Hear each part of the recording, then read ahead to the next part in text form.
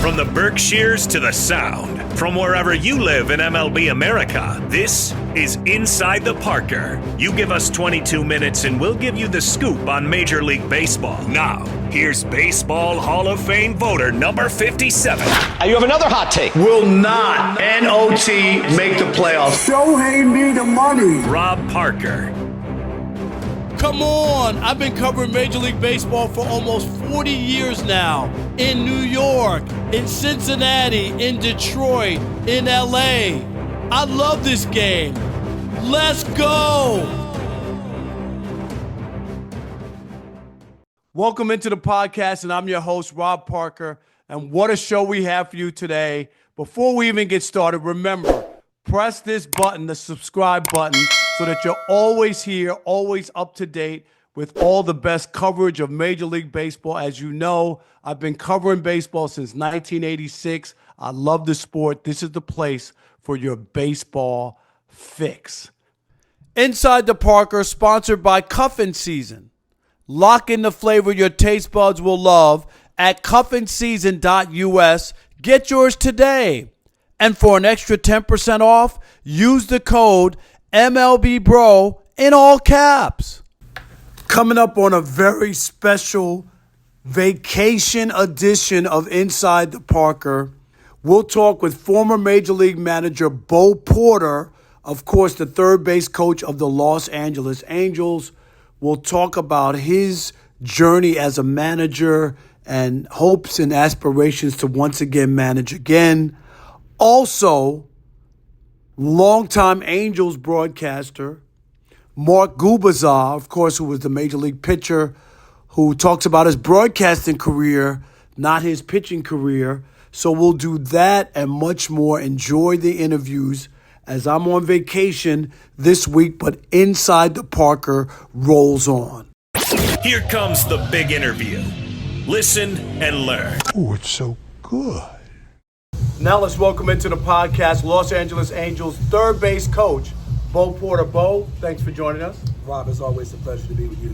Thank you, my man. And the Angels. This has been a pretty good season. Not exactly where you guys want to be, but there have been some highlights this year, going on the road, beating some really good teams, hovering around 500. Just talk about the Angels season. Well, it's been a huge step forward when you look at the fact that, we're headed toward the stretch run of the season, and the goal is to, one, get to 500, and then you never know what could happen, but to play meaningful games in September. And when you look at the goal for this young roster and the young core that has come together, it's pretty exciting. But when I look at you as a third base coach, I can't help but think you should be back in the dugout. Okay, you managed the Astros in 2013 and 2014. And you've done all kinds of other jobs in baseball, commissioner's office, broadcasting, worked at MLB Network. We worked together, but I still believe you deserve another shot in the dugout. Is that something you would be open to? I'm definitely open to it. I think coming back on the field the last 2 years, one of the things that I realized is that I needed to reset, coaching and being a part of the day-to-day as it relates to there's no substitute for the impact that you can have on players. And as much as I enjoy all the other jobs in which I had, there is a deep underlying passion to impact players and help them reach their full potential. And I welcome the opportunity to manage again. How much has managing changed since you last managed? There's a lot more analytics. The front offices are way more involved, with lineups and players and the way you handle pitchers. If a pitcher complete game is almost unheard of, stuff like that. What have you seen and what have you learned, about managing now going forward? I think when you look at managing Major League Baseball today, it starts with collaboration. And that collaboration goes not just to the front office, but also to your staff. With the amount of information that is available to us today, being able to delegate as a manager to your coaching staff and understanding the responsibility that they would have for the disbursement of that information. When you look at the disbursement of that information, that collaboration goes not only from the manager and the coaching staff to the front office, but eventually how that information is communicated to the player. So I think communication is extremely important, but at the end of the day, it's the ability to actually create a championship culture. And this year we saw at the trade deadline, there are a lot of teams that still think they have a shot to be in it, but there are also a lot of teams that bailed and thought, the season's over or whatever.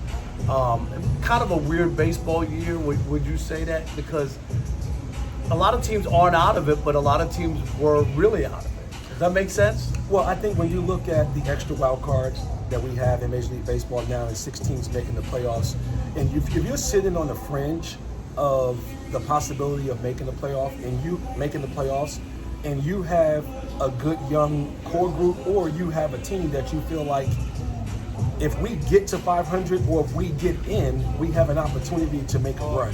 I think that is the mindset that most organizations go into the deadline thinking about. If you feel like you look at your roster and even if we get in, we probably don't have a chance to make a deep run with this roster, I think that factors into people's decision. Our guest is Bo Porter, of course, third base coach for the Los Angeles Angels here on Inside the Parker. This year we talked about it. I think when the season started, everybody thought the Dodgers would be the Beatles and it would just be a rock concert around the country. It hasn't really been that. Yankees have had their issues. These are the 2 teams that made the World Series last year. It looks to me like it's wide open. Is that fair? I think it is. When you look at the number of competitive teams that we have in baseball, you can get to October and it's all about who gets hot. And even when you look at the playoff structure and the number 1 and number 2 seeds having a bye, sometimes that actually is not good for those teams because they have to sit and wait. Baseball's an everyday thing, am I right? It's not like football where you're glad to take 8 or 10 days off. Yes, you have to sit and you have to wait, which allows a wild card team or a team that has to play meaningful games just to get into the playoffs. That has a lot of value as you head into the postseason. And we've seen it in years past where teams that have gotten hot, the Texas Rangers winning as a wild card, got hot, and they were able to win the World Series. Because you remember they gave up the division. You remember the last week of the season. They were winning the division, got in as a wild card, didn't lose a road playoff game, which was incredible. That was some run. Yes, when you look at just the structure of the playoffs, it is advantageous for teams that get hot down the stretch.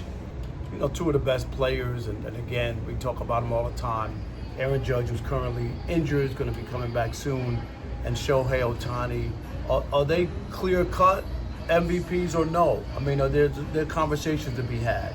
Well, I think when you look at the American League and taking nothing away from Aaron Judge, when you look at the catcher in Seattle and the numbers in which he's putting up from the catching position, and I've always said this, when you look at the ability to manage both sides of the game in the catching position and put up that type of offensive performance, it has great value. And last thing, let's get an update on Ron Washington, of course, who had to step aside with a health issue, but I'm hearing good things that his recovery is coming along. What can you share with us? Wash is doing much better. He's at home and he's going through physical therapy and he's getting stronger each and every day. I talked to him yesterday and he said that his strength is coming back and he's feeling better. I think the biggest thing for him is just missing coming to the ballpark. When you know Ron Washington, he's one of those baseball lifers that he wakes up every morning and his desire is to come to the ballpark and be around, the players and the staff. And so we're looking forward to him getting healthy and getting back here with us. All right, there it is. Bo Porter, of course, from the Los Angeles Angels, the third base coach. Bo, thank you so much for joining us. We appreciate you. Yes, Rob, it's always a pleasure to join you. When Rob was a newspaper columnist, he lived by this motto: if I'm writing, I'm ripping. Let's bring in a writer or broadcaster, old or new. Now let's welcome into the podcast color analyst for the Los Angeles Angels, Mark Gubicza from the FanDuel Sports Network. Mark, how are you? Good, man. Real good. It's always a fun day, Sunday, and then just being around baseball is always a dream for me every day. No doubt. But you had a tremendous career. Of course, you're in the Kansas City Royals Hall of Fame. You won a World Series, All-Star a couple times, and now you've been doing broadcasting as a color analyst for the Angels for 19 seasons. How much do you enjoy broadcasting and still being around the game? The crazy thing is, somebody just asked me this the other day, and I said it's just being part of something, connecting, because I've been in baseball since 1981. I'm dating myself a little bit there, but I really, think about it, it's all I ever wanted to do my whole life. Even as a kid, growing up, I had 3 older brothers who were playing stickball back in Philly and always wanted to be a baseball player. My dad played minor league baseball for a couple seasons with the Chicago White Sox, even though he never really talked about it a lot. It's the only thing I ever wanted to do, and to be able to be a part of it as a player now as a broadcaster for all these years, it's a dream come true. And how about the players today? Baseball has changed a lot. We had there was a great era, a lot of great players retired, Jeter and David Ortiz. There was a whole Barry Bonds all moved on, and now we're seeing this influx of a lot of good young players. I think baseball is getting some of those guys back. I think now when you think about it, as far as pure athletes, I think the game is at the best level it's ever been in. I got to play with arguably the greatest athlete ever in Bo Jackson for a number of years in Kansas City. That's tremendous. I don't think people really realize, am I right, how great of a baseball player he was, because he was football and baseball. Yeah, the thing is, nobody ever moved out of their spot in the dugout. No one moved in their seats in the stands when Bo Jackson was either at the plate or in the field. We saw this throw when he threw out Harold Reynolds at the plate, running up the wall there in Baltimore. He did so many unbelievable things. And then to watch him on the sidelines play football and watch as the players looked at him as if he wasn't real. Like we were saying the same thing on the baseball field. So it was a pleasure to play with him. How about today? All the talk, of course, is about Shohei. And you as a pitcher, you know what it takes to be a major league pitcher, pitch at that level, and for this guy to do only what Babe Ruth did in the 20s. What is that? I know he's been around for a while, and he pitched here. Obviously, you got to see him. Just your appreciation of what he's able to do. I'm still in shock at how incredible he is. There's going to go down the road here, we're going to say he was maybe the best baseball player in the history of the game because of what he was able to do pitching-wise and hitting-wise. And most people don't understand how difficult that is to do that. We all did it in high school, and some guys did it in college. But this is the major league, and you only do it 2 or 3 days a week. He's doing it 6-7 days a week at the highest level. I still go back to the doubleheader he had in Detroit when he was with the Angels. He went out there with 9 innings, 1-hit shutout, game 1. So usually as a pitcher, I can't even move that whole next day, let alone that same day. Comes out in game 2 of the doubleheader, hits 2 home runs. That's just, we were looking like he's not a real human being. He is a unicorn, but I think the biggest thing with him, every time somebody asked if he was tired, all he would say is, I want to win. So his focus and his work ethic and his drive were something I've never seen before. Our guest is Mark Gubicza, color analyst for the Los Angeles Angels, FanDuel Sports Network.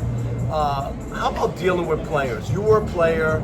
There was a time when broadcasters would come and ask you, good, bad, or writers, indifferent, and now you're on the other side. I know it's not about ripping people or whatever, but sometimes, things don't go right and you have to be critical or point out stuff. How is that dealing with players, and do players understand it, especially coming from a guy who actually plays? I think really, for me, I started out watching what George Brett would do, and he was a Hall of Famer, obviously, but after every game, good or bad, he said it's always easy to have a conversation after a win, but when you did a bad game, whether he did something wrong or the team, he was always ready there to answer questions. So I learned that as a player. So now on the broadcast side, I've always said, I'm just going to be honest. But I've built such good relationships with all the players to understand that my job is to, explain what happened.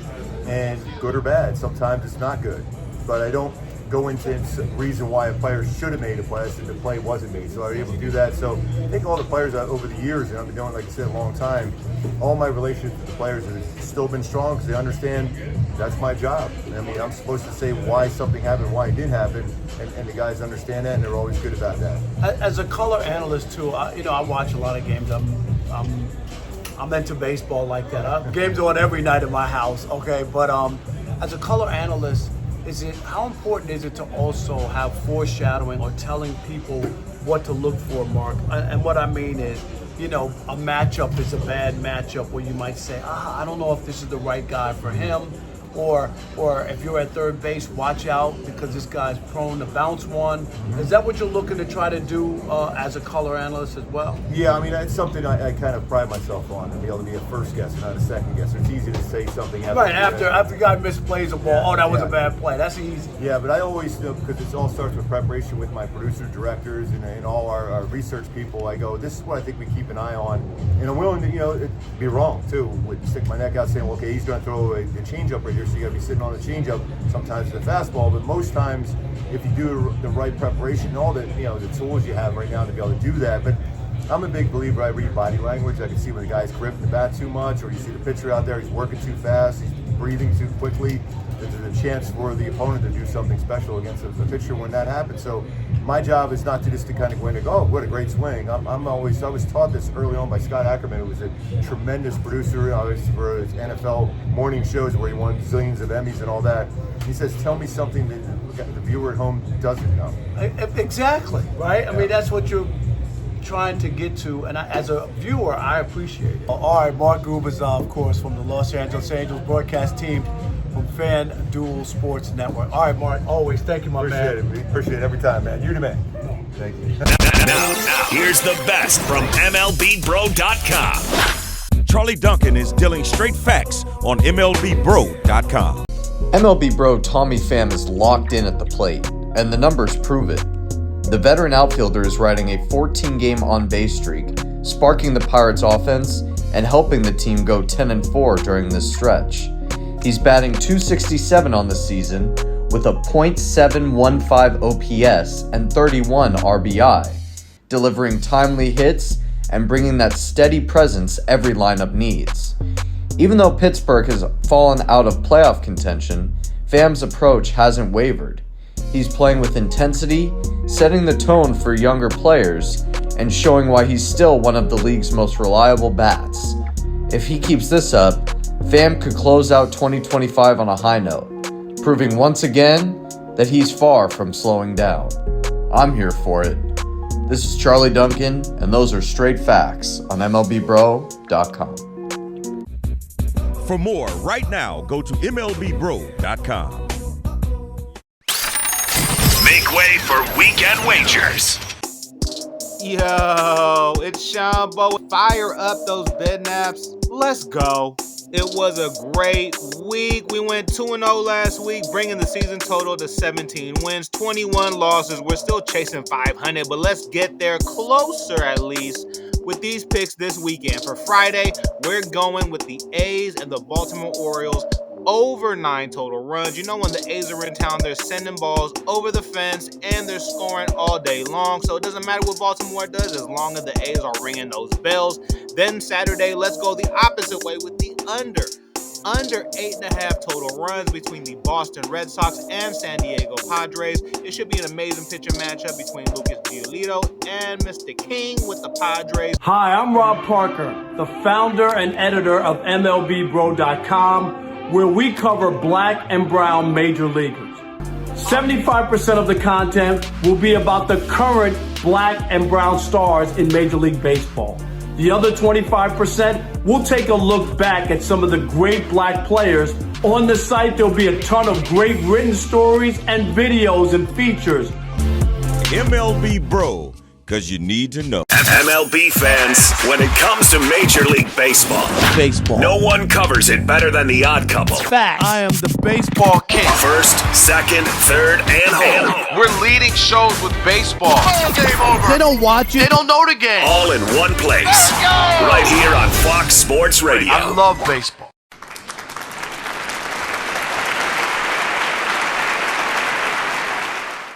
In the words of New York TV legend, the late Bill Jorgensen, thanking you for your time this time until next time. Rob Parker, out. He can't get it. This could be an inside to Parker. See you next week. Same bat time, same bat station.